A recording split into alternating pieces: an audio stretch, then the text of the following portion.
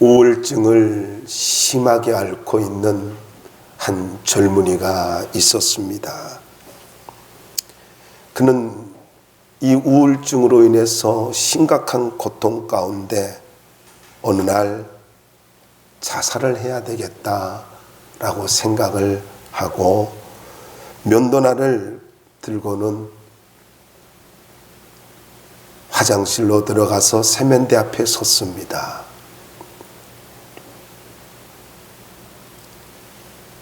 그리고 자기의 동맥을 끊으려고 하는 순간 가슴이 답답해 오는 게 느껴졌습니다. 죽으려고 들어갔는데 가슴이 너무 답답해지니까 하나님 앞에 기도를 했습니다. 하나님, 한 번만 삶의 기회를 나에게 허락해 주신다면 제가 복음을 위해서 살겠습니다. 이 기도를 한 거예요.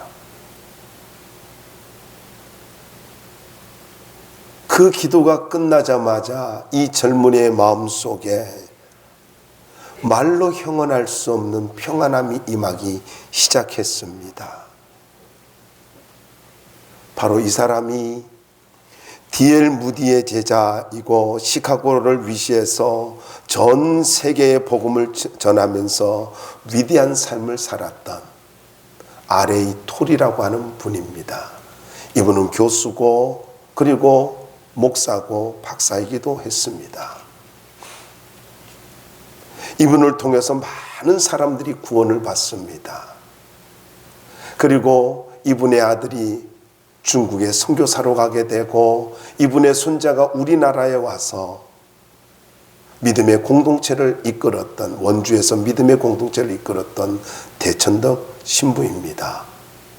여러분, 한 사람이 변화되어지니까, 한 사람이 하나님의 손에 붙들리니까 자식이 변화되어집니다. 그리고 그의 손자가 변화되어집니다. 위대한 인생을 살아갑니다. 많은 사람들의 영향력을 주는 아름다운 삶을 살아가게 되어지는 것입니다. 여러분, 중요한 것은 내가 변화되어지는 것입니다.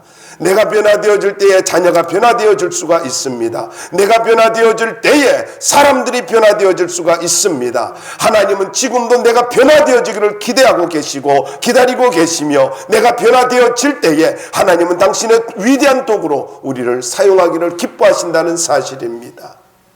내가 변화되어야 됩니다.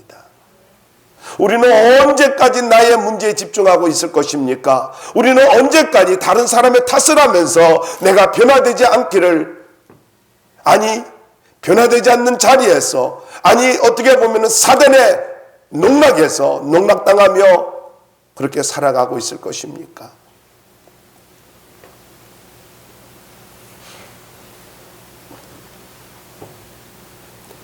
우리가 잘 아는 톨스토이라는 분이 있죠.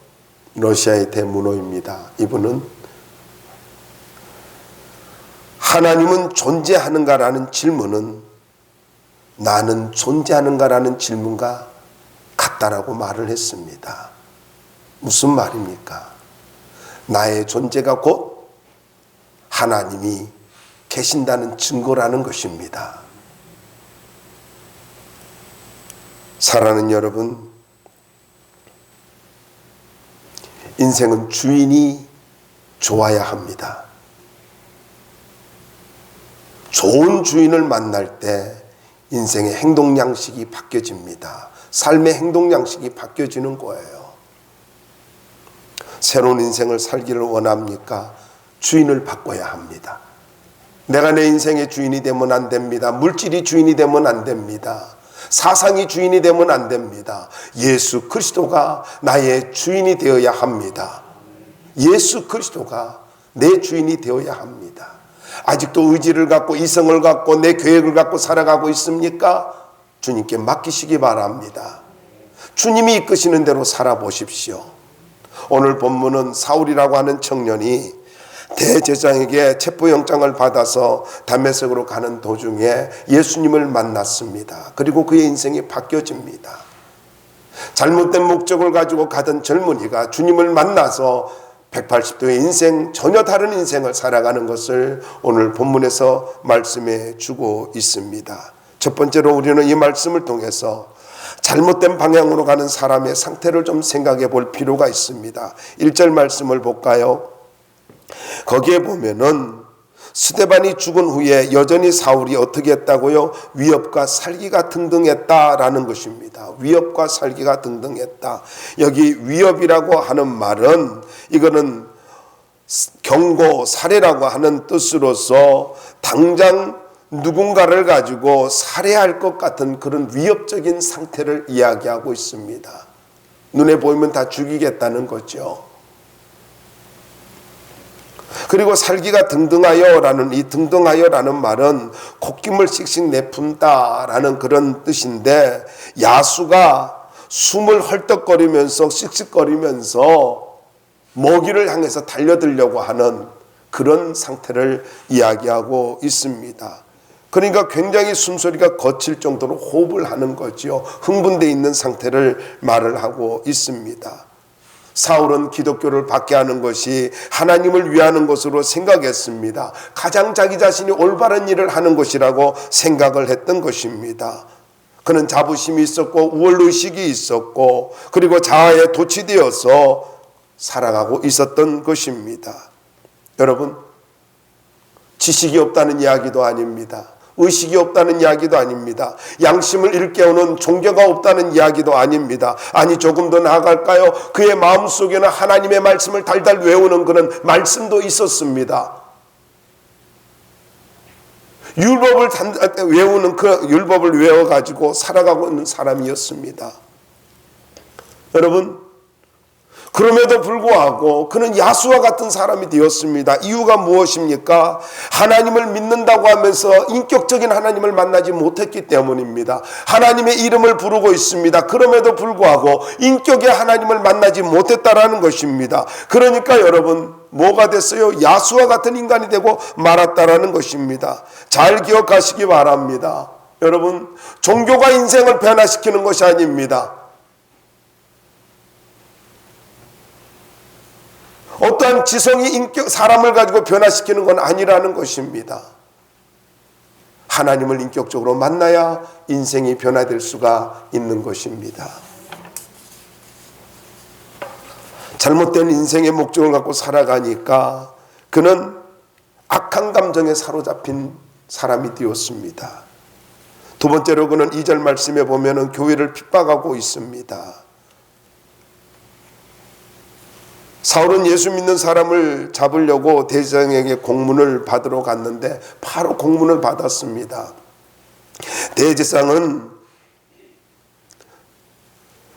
사내들인 의회의 의장입니다. 70명으로 구성되어진 의장인데 로마로부터 사법권과 행정권을 가지고 팔레스틴 안에 있는 사람이든지 바깥에 있는 사람이든지 누구에게든지 권력을 행사할 수 있는 사람이었습니다.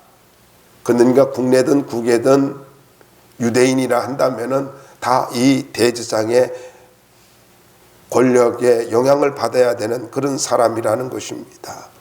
이 사람에게 가서 공문을 달라고 하니까 바로 공문을 받아가지고는 자그마치 230km나 떨어진 다메섹으로 갑니다. 이 다메섹은 해발 671m나 되는 고원지대이기도 합니다. 그리고 삼면이 산악지대입니다. 이 다메섹은 아브라함과 다윗과 솔로몬 시대를 거쳐서 아주 오래된 도시에 있는데 기원전 732년에 아수르에 의해서 멸망을 당했고 기원전 64년에는 로마의 지배 아래 들어가게 되었습니다. 초대교회는 이 다메섹에 유대인들이 상당히 많이 살고 있었다고 합니다. 그리고 AD 66년경에 네로의 박해에 의해서 1,500명의 유대인이 죽었던 그런 장소이기도 합니다. 사울이라고 하는 이 사람이 물리적인 힘으로 권력을 가지고 성도들을 핍박하려고 이제 다메섹으로 가는데 결국은 무슨 말입니까? 교회를 무너뜨리려고 했다라는 것입니다. 그럼 뭘 말하고 있습니까? 여러분, 성도를 잡으려고 갔는데 주님은 이렇게 말합니다. 네가 나를 왜 핍박하느냐. 그러니까 기독교인을 잡으러 갔는데 성경은, 주님은 뭐라고 말씀하고 있어요? 네가 나를 핍박하는 것이다, 이런 이야기입니다. 다르게 이야기하면 성도를 박해하고 교회를 박해하는 것은 주님을 박해하는 것과 같다라는 거예요. 여러분 한번 생각해 보시기 바랍니다. 교회를 박해하는 게 뭐와 같다고요? 예수님을 박해하는 것과 같습니다. 조금 더 확대할까요? 교회를 박해하는 게 뭘까요? 예배 못 드리게 하는 거예요. 교회의 생명이 뭔 줄 아십니까? 예배와 복음 전파입니다. 하나님 앞에 예배 드리는 거, 그리고 복음 증거하는 거. 말도 안 되는 법을 통과시켜가지고 무슨 평등법이니 뭐 차별법이니 이야기하면서 이런 거 통과시켜가지고, 그래서 교회에서 어떤 것들을 가지고 설교하지 못하게 하는 거, 이거 박해입니다.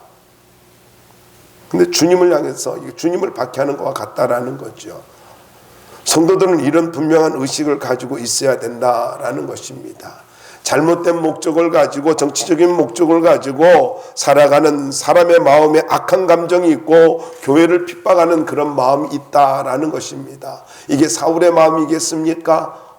오늘 현대를 살아가는 사람들의 마음 속에 이와 같은 마음이 있다면 그는 분명 사단의 하수인이다라는 사실입니다. 그러므로 이렇게 정리할 수 있어요. 교회를 세우는 사람이 바로 주님을 사랑하는 사람이다라는 것입니다. 더 나아가서 두 번째로 주님이 어떻게 개입하는가 보자고요. 3절 말씀을 한번 읽어볼까요? 3절 한번 읽어봅시다. 시작. 사울이 길을 가다가 다메섹에 가까이 이르더니 호련히 하늘로부터 빛이 그를 둘러 비치는지라.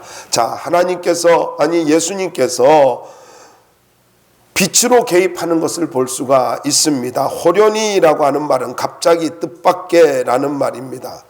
초자연적인 것이죠. 이것은 신약에 5번밖에 기록되지 않았는데 의사인 누가가 이 사도행전을 기록하고 누가복음을 기록한 누가가 4번이나 사용하고 있는 단어입니다. 자, 다메섹에 가까이 이를 때 빛으로 개입했다. 이 빛이라는 말을 사도행전 22장에서는 큰 빛이라고 말씀을 하고 있고 26장에서는 해보다 더 밝은 것이라고 이렇게 표현하고 있습니다. 그러니까 초자연적인 빛입니다. 초자연적으로 해보다 더 밝은 빛. 여러분, 해보다 더 밝은 빛이 어디 있겠습니까? 그런데 있더라는 거예요. 그게 무슨 빛이에요? 주님의 빛입니다. 주님의 빛이 이렇게 이 사울의 인생에 개입을 하고 있어요. 그가 잘못된 목적을 향해서 달려가고 있을 때에 주님께서 빛으로 임하셨습니다. 예수님은 뭐라고 말씀하고 있습니까? 이스라엘 백성들을 향해서 이렇게 말씀하셨습니다. 나는 세상의 빛이라. 왜 이런 말씀을 하셨어요? 장막절을 지내면서 마지막 날 이제 등을 달고 어두운 가운데 등을 달고 그 등 아래서 춤을 추는 모습을 보면서 경건하게 하나님께 영광을 올려드리는 그런 춤을 추는 모습을 보면서 주님이 말씀합니다. 나는 세상의 빛이라. 나는 세상의 빛이라. 어두운 가운데서도 빛 아래 있을 때에는 어둠이 역사하지 못하는 것처럼 우리가 어두운 세상 가운데 살아갈 때에 빛 대신 예수님을 가지고 우리가 붙잡고 살아가면, 주님과 함께 살아가면 절대로 어둠의 지배를 받지 않을 수 있다는 것입니다. 길을 잃어버릴 이유가 없다는 것입니다. 그러면 신약에 와가지고 우리는 이 말씀을 어떻게 적용해야 될까요? 다윗은 이렇게 말합니다. 주의 말씀은 내 발의 등이요 내 길의 빛이라고. 여러분, 우리가 주님을 바라보고 빛 대신 하나님의 말씀을 내 가슴에 담을 때에, 아니 더 다르게 말씀을 드릴까요? 예배를 통해서 하나님의 말씀을 내 가슴 가득가득 담을 때에 절대로 어둠의 지배를 받지 않으며 살아갈 수 있다는 것입니다.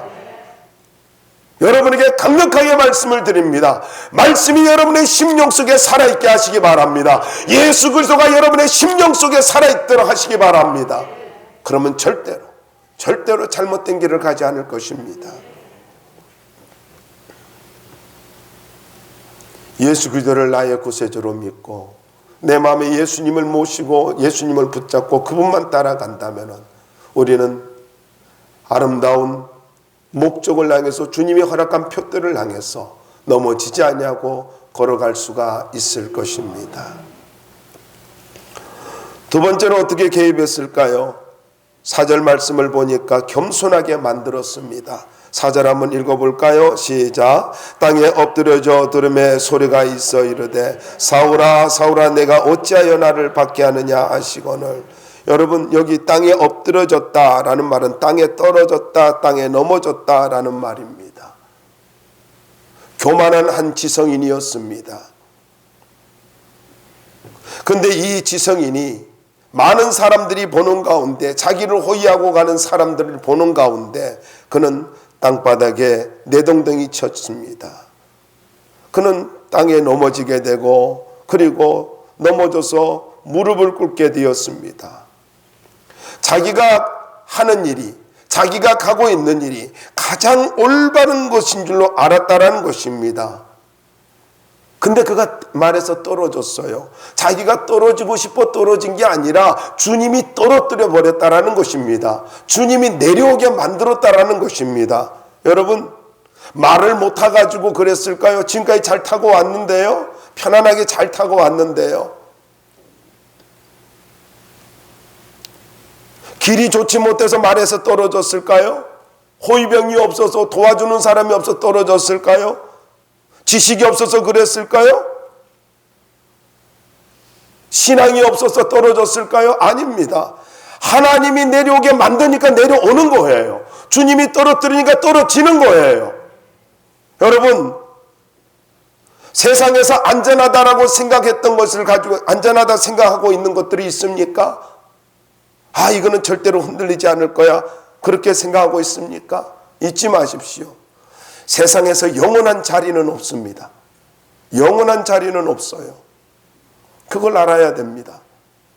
영원한 자리는 없습니다.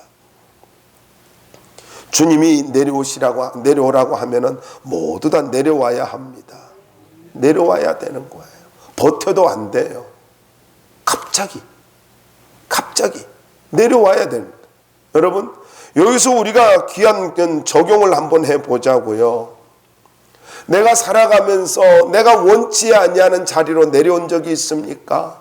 무릎을 꿇을 수밖에 없는 그런 상황이 된 적이 있습니까? 그게 건강의 문제든지 물질의 문제든지 사람의 문제든지 아니면은 환경의 문제든지 아니면은 질병의 문제든지 정말로 내가 아무것도 할 수 없는 존재로 무릎을 꿇어야 되는 그런 상황이 되었습니까? 주님이 내 인생에 찾아오신 것입니다. 낙심하지 마십시오. 절망하지 마십시오. 오히려 내 인생의 방향을 바꿔주려고 주님이 나를 찾아오신 것입니다. 새로운 인생의 기회를 맞이하신 것입니다. 그러므로 낙심하지 말기 바랍니다. 포기하지 말기 바랍니다. 절망하지 말기 바랍니다. 주님이 나를 새로운 인생으로 만들어주려고, 새로운 인생으로 하나님께서 이제 쓰시려고 나를 찾아왔다라는 것입니다. 너는 그렇게 살 사람이 아니야. 너는 그 방향을 향해서 갈 사람이 아니야. 너는 그 인생의 목적이 잘못되었어. 이제는 내가 원하는 길로 갔으면 좋겠어. 아니, 너가 무가치한 인생을 사는 것이 아니라 가치 있는 인생으로 새롭게 살아가면 좋겠어. 그러면서 나를 찾아오신 거라고요. 우리는 종종 어려움이 올 때 이렇게 말을 합니다. 하나님, 내게 왜 이러시는 거예요? 하나님 살아계신다면 어떻게 이럴 수 있어요? 이렇게 말을 할 수 있을 것입니다. 그러나 잊지 마십시오. 하나님이 사랑하니까 나를 찾아오신 겁니다. 그래도 그대로 두면 안 되겠기에, 그렇게 놔두면 계속해서 죄만 지을 수밖에 없을 것 같기에, 그 길로 가면은, 그 목적을 향해서 가면은 하나님 앞에 무서운 죄를 범할 것 같기에 하나님이 중간에 스톱하고 개입을 하신 것입니다. 그리고는 어떻게 하셨어요? 사울아 사울아 부릅니다. 이건 두 가지 측면에서 이해를 해야 됩니다. 하나는 귀한 것을 깨닫게 해주기 위해서, 가르쳐 주기 위해서 부르는 것입니다. 우리가 성경에 보면은 마르다에게 교훈을 할 때 마태복음에 보면은요, 마르다야 마르다야 하면서 그에게 귀한 교훈을 가르쳐 주십니다. 그리고 베드로가 묻습니다. 예루살렘은 어떻게 될까요? 그러니까 예루살렘아 예루살렘아 하면서 제자들에게 가르쳐 주십니다. 이름을 반복해서 부른다는 것은요, 깊은 깨달음을 주기 위해서, 귀한 것을 가르쳐 주기 위해서 2번을 해서 부르시는 겁니다. 그리고 2번 속에는 또 진실로 진실로라고 하는 말은요, 이거는 반드시 복음이 있고 중요하다라는 것을 의미하고 있습니다. 주님께는 너무나 너는 중요한 사람이야. 그래서 사울아 사울아 하고 부르고 있는 거예요. 한 가지 더 말씀을 드린다면은 내가 너를 사랑한다 이 말입니다. 사울아 사울아 부르는 건요, 그것은 내가 너를 너무나 사랑한다. 너는 너무나 중요한 사람이고 너는 내게 너무 소중한 사람이고 그래서 내가 너를 사랑하는 거야. 사랑해서 내가 너를 찾아왔어. 그러면서 사울아 사울아 하고 부릅니다. 여러분, 이 시간에 우리 주님께서 여러분의 이름을 불러주시는 은혜가 있기를 바랍니다. 너는 내게 너무나 소중한 존재고 너는 내게 너무나 사랑스러운 존재야. 사울아 사울아라고 이름 부르듯이 여러분의 이름이 불려지는, 여러분의 심령 속에 성령을 통하여서 말씀을 통하여서 여러분의 심령 속에 주님의 목소리가 메아리치는 역사가 있기를 주의 이름으로 축원합니다.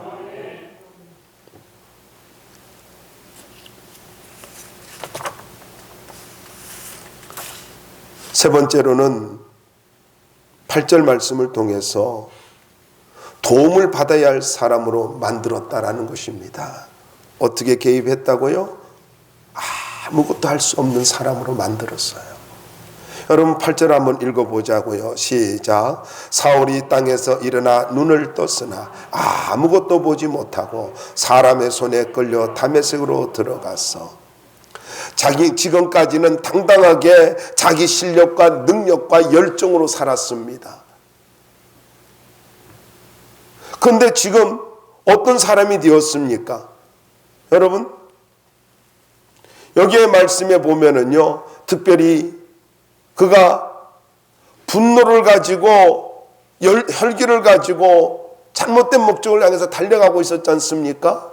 그런데 오늘 말씀에 보면은 아무것도 보지 못하고라는 말이 나옵니다. 이 보지 못하고라는 말은 미완료 과거형입니다. 그래서 사울이 자기가 보고자 너무너무 애를 썼는데 볼 수 없다라는 거예요. 자기 힘으로 안 되더라는 거예요. 아니 얼마 전까지만 해 다 봤는데, 조금 전까지만 해 다 봤는데요. 열정도 있었는데요. 분노와 혈기로 가득 찼는데요. 근데 눈앞이 안 보이는 거예요. 얼마나 절망감이 느껴졌겠어요. 자기 힘으로 볼 수 없는 상황이 되었습니다. 그뿐인가요? 말씀에 보면 사람의 손에 끌려 다메섹으로 들어가서, 여러분, 사람의 도움을 받지 않으면은 목적지를 갈 수 없는, 어디든지 갈 수 없는 그런 존재가 되고 말았다라는 것입니다. 다시 말씀드리면은요, 아무것도 내 힘으로 할 수 있는 것이 없는 정말로 무기력한 존재가 되고 말았다라는 것입니다. 여러분, 어떻습니까? 여기서 우리는 또 이렇게 생각을 해보자고요. 내 힘으로 아무것도 할 수 없어요. 사람의 도움을 받아야 되는 연약한 존재가 되었어요. 어쩌다 내 인생이 이렇게 됐을까 하고 절망해야 될까요? 여러분, 분명히 우리가 알아야 됩니다. 내 힘으로 할 수 없는 그 순간이 하나님께서 내 인생을 바꿔주는 순간입니다. 잊지 마세요.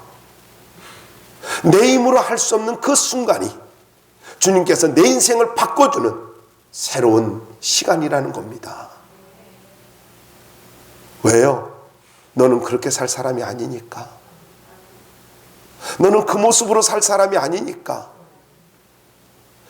너는 그렇게 무가치한 인생을 살 사람이 아니니까. 너는 잘못된 목적을 갖고 살아갈 사람이 아니니까. 너는 나의 거룩한 목적을 위하여, 정말로 가치 있는 일을 위하여 살아가야 할 사람이니까. 여러분, 인생의 바닥에 정점을 찍었습니까? 절망이라고 하지 마십시오. 하나님의 새로운 시작이라고 믿으시길 바랍니다. 끝이 아니라 시작입니다. 다시 말씀드립니다. 절망이 아니라 희망입니다. 끝이 아니라 시작입니다. 이걸 믿으시고 믿음으로 살 수 있기를 바랍니다. 자, 사울의 반응을 볼까요? 세 번째로 주님의 개입했을 때 사울의 반응을 보자고요. 여기에 보면은 주님과 인격적인 만남을 가지는 걸 볼 수가 있습니다. 사울아, 사울아, 내가 어찌하여 나를 박해하느냐. 아무것도 보이지 않는데 음성이 들립니다. 근데 사울은 어떤 사람이에요? 여러분, 그는 바리새인 중에 바리새인이었고 율법으로는 정통한 자였습니다. 열심으로는 타의 추종을 부러워하는 사람이었습니다. 그럼에도 불구하고 그는 한 번도 그렇게 많은 율법의 말씀을 토라를 외웠습니다. 율법을 달달 외웠습니다. 바리새인 중에 바리새인이었습니다. 종교인이었습니다. 하나님의 이름을 불렀던 사람입니다. 그럼에도 불구하고 한 번도 하나님을 만난 경험이 없는 거예요. 이것이 문제입니다. 여러분, 우리가 분명히 알아야 될 것은 신앙은요, 지식이 아니라 인격의 만남입니다. 만남이 있어야 돼요. 그래서 그는 이렇게 고백을 합니다. 주여, 누구십니까? 5절에 나오죠. 성경대로 하면 주여 누구시니까? 간단해요. 내게 말씀하시는 주님, 당신 누구세요? 묻고 있습니다. 주님은 지체하지 않고 말씀합니다. 네가 박해하는 예수다. 초자연적인 힘에 의하여서 아무것도 할 수 없는 존재가 되었습니다. 강력한 힘으로 역사하시는 분이 누구인지 자기도 궁금했어요. 그래서 물었습니다. 그때에 지체하지 않냐고 말씀합니다.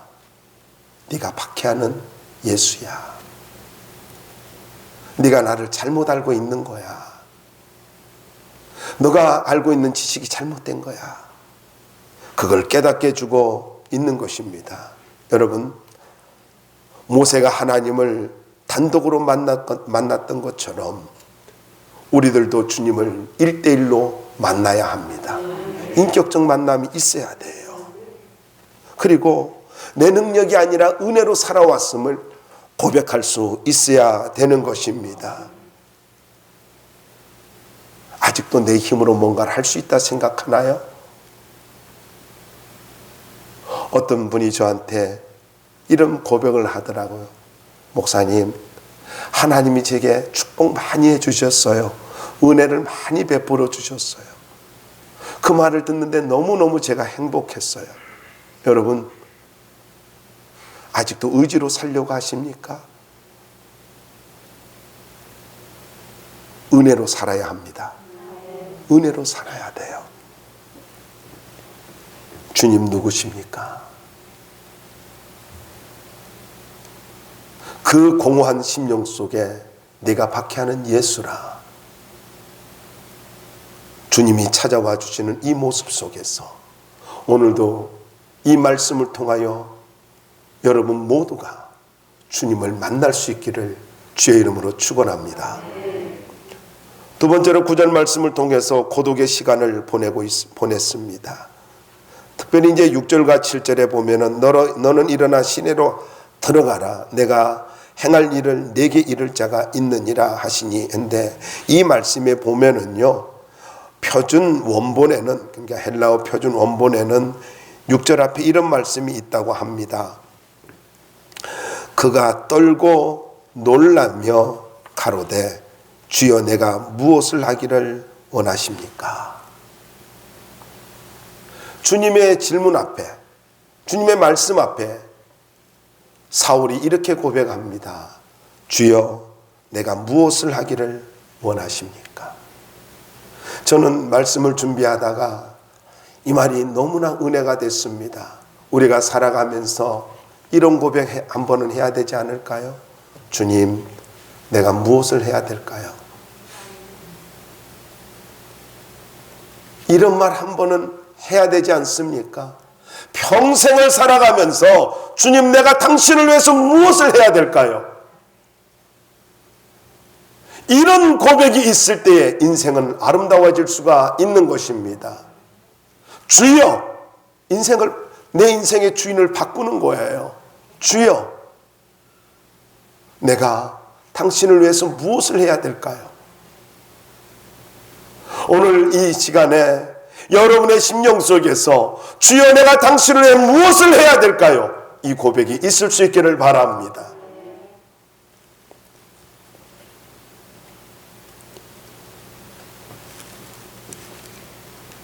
또한 헬라어 원문의 6절에는요 접속사 그러나가 있습니다. 말라라고 하는 단어가 있는데 이걸 주경학자 렌스키라는 분이 참 멋지게 번역을 했어요. 나는 내가 행한 일에 대해서 더 이상 말하지 않겠다. 그러나 너는 지금 어떤 일을 해야 한다. 6절을 이렇게 해석을 했어요. 근데 제가 이 말씀에 은혜를 받은 이유가 뭐냐면은 나는 내가 행한 일에 대하여 더 이상 말하지 않겠다. 과거에 대해서, 네가 살아온 과거에 대해서는 내가 더 이상 말하지 않겠어. 이제는 나를 위해서 좀 살아줘라. 이 말씀이잖아요. 여러분, 믿음으로 도전드립니다. 아니, 확신을 좀 가지시기 바랍니다. 주님이 말씀합니다. 렌스키가 말한 대로 네가 지금까지 살아온 모든 날들에 대해서, 과거에 대해서 어떤 실수를 했든지 어떤 죄를 졌든지 내가 말하고 싶지 않아. 이제는 네가 나를 위해서 좀 살아줬으면 좋겠어. 이 말씀이 가슴에 새겨질 수 있기를 바랍니다. 살아오면서 아직도 어떤 길트감에 사로잡혀 있나요? 아직도 어떤 부적당감에 사로잡혀 있나요? 여러분, 그 부적당감과 그런 죄책감, 이건 마귀가 주는 거예요. 사단이 주는 거예요. 우리가 앞으로 나가지 못하도록, 주님을 섬기지 못하도록 사단이 장난하는 것입니다. 주님은 분명히 말씀합니다. 다시는 기억하지 아니하리라. 이게 주의 말씀입니다. 다시는 기억하지 아니라. 이게 히브리서에 있는 말씀이에요. 자, 9절을 한번 읽어보자고요. 9절 한번 읽어볼까요? 시작. 사흘 동안 보지 못하고 먹지도 마시지도 아니하니라. 자, 여러분, 사흘 동안 보지 못하고 자기 힘으로 보지 못했대요. 힘으로 안 됐대. 그래서 그는 이 시간을, 참 사울의 아름다운 모습이잖아요. 사흘 동안, 그러니까 어차피 보지 못하고 아무것도 할 수 없으니까 그는요 식음을 전폐했습니다. 하나님과 홀로 독대하는 시간을 가졌습니다. 여러분, 우리가 인생을 살아가면서 이와 같은 삶을 살아야 합니다. 정말로 내 인생이 변화되어지기를 원합니까? 인생의 방향이 바뀌어지기를 원합니까? 하나님과 홀로 독대하는 시간을 가져야 합니다. 하나님 앞에 독대하는 시간을 가질 때에, 하나님 앞에 홀로 있는 시간을 가질 때에 주님이 나를 만져주시고 그리고 나를 회복시켜 주시는 것입니다. 위대한 지도자일수록 홀로 있는 시간이 있습니다. 홀로 하나님 앞에 시간을 가지는 사람, 그 사람이 영성이 있는 사람입니다. 말씀을 마무리하겠습니다. 주님은 내 인생에 찾아오기를 기뻐하십니다. 그리고 인생을 바꿔주기를 원하십니다. 인생의 방향을 바꿔주기를 원하시는 그 주님, 그 주님을 의지하고 하나님 앞에서 가치 있는, 그리고 분명한 목적을 가지는 삶을 살아갈 수 있기를 주의 이름으로 축원합니다.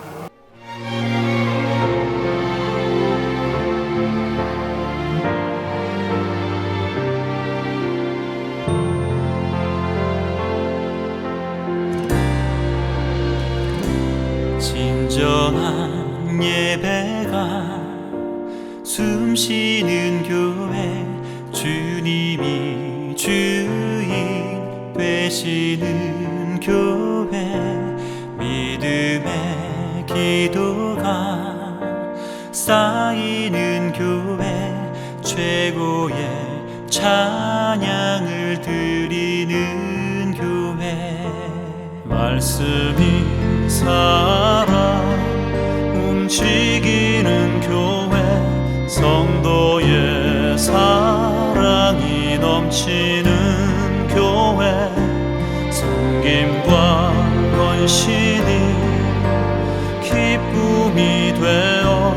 열매 맺는 아름다운 교회, 주님의 마음 닮아서 이웃을 사랑하는 교회, 주님의 영광을 위해서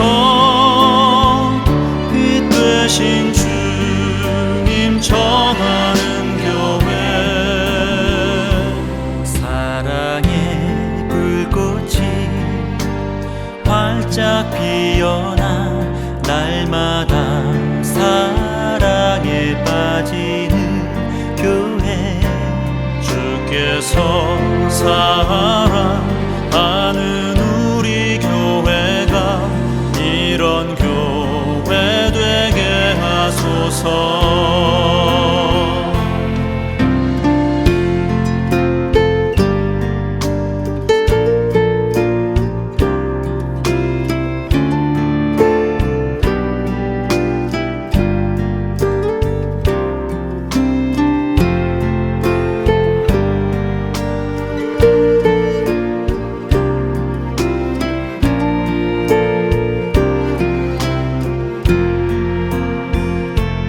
말씀이 살아 움직이는 교회, 성도의 사랑이 넘치는 교회, 섬김과 헌신이 기쁨이 되어 열매 맺는 아름다운 교회,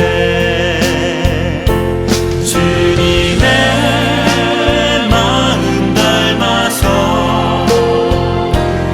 이웃을 사랑하는 교회, 주님의 영광을 위해서 빛 되신 주님 전하는 교회, 주께서 사랑하는 우리 교회가 이런 교회 되게 하소서. 주님의 마음 닮아서 이웃을 사랑하는 교회, 주님의 영광을 위해서 빛 되신 주님 전하는 교회, 사랑의 불꽃이 활짝 피어나 날마다 사랑에 빠지는 교회, 주께서 사랑하는 우리 교회가 이런 교회 되게 하소서. 주께서 사랑하는 우리 교회가 이런 교회 되게 하소서. 이런 교회 되게 하소서. 이런 교회 되게 하소서.